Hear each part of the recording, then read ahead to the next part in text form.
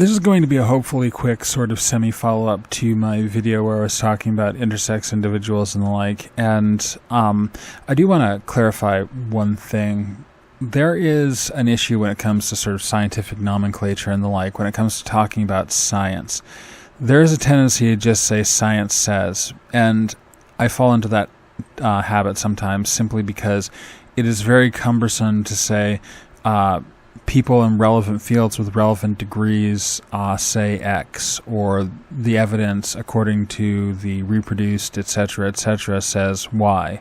Science isn't the force. There isn't one sort of unified body lurking out there with some sort of quasi-mystical power to make declarations. Science is generally only as good as the scientists studying it, and oftentimes it only really matters if you have degrees and experience in the relevant fields, and even then it only really matters if you can back up your claims, your speculations, with evidence.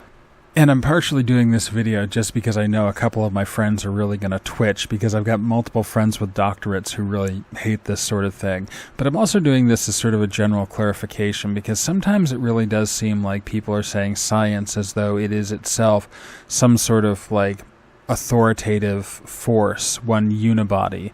And this is actually used in creationist arguments too, because you get somebody who is a geologist, for example, sounding off on biology with no experience, with no papers that would back up any sort of evidentiary claim, nothing. Hell, 9/11 truthers rely on dentists to talk about the structural integrity issues and claims of controlled demolition on 9/11, because who would know better than a dentist how steel structures collapse or don't collapse? Certainly not structural engineers or anybody who's ever put up a building, or controlled demolition experts.